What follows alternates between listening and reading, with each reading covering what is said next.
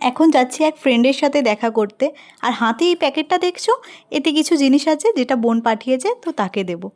কথাতেই আছে ভাগ্যে না থাকলে কিছু জিনিস কোনো মতেই পাওয়া যায় না, সেরকমই এক জিনিস আজ তোমাদের সাথে শেয়ার করছি।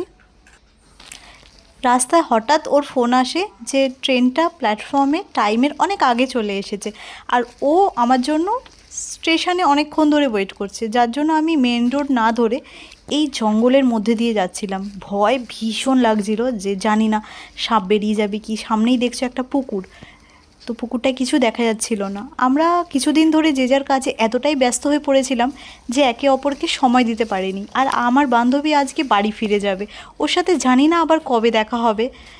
তো তার ছোট বাচ্চা আছে বলে আমি তাকে আর রোদেও ডাকিনি, তো আমি কষ্ট করে আর কি চলে গেছি। আর প্ল্যাটফর্মে পৌঁছে আমি ভীষণ ভয় পেয়েছিলাম, কারণ ট্রেন অলরেডি স্টেশনে দাঁড়িয়ে আছে। তাও আমি অনেক দৌড়ে দৌড়ে প্ল্যাটফর্মে পৌঁছেছিলাম, কিন্তু সেখানে পৌঁছে ভীষণই হতাশ হয়ে পড়েছিলাম, কারণ আমার চোখের সামনে থেকে ট্রেনটা বেরিয়ে গেল। আমি এত ছুটে ছুটে যাওয়ার পরও, আমি এত শর্টকাট রাস্তা অবলম্বন করার পরও আমার চোখের সামনে দিয়ে ট্রেনটা চলে গেল, আর আমার বান্ধবীর সাথে দেখা হলো না। ও আমার জন্য প্রায় স্টেশনে 15 মিনিট ওয়েট করেছিল, আমাকে একভাবে খুঁজছিল, বাট আমি আসার চেষ্টা করলেও আমি আর আসতে পারলাম না। ট্রেনটা আমার চোখের সামনে দিয়ে চলে গেল।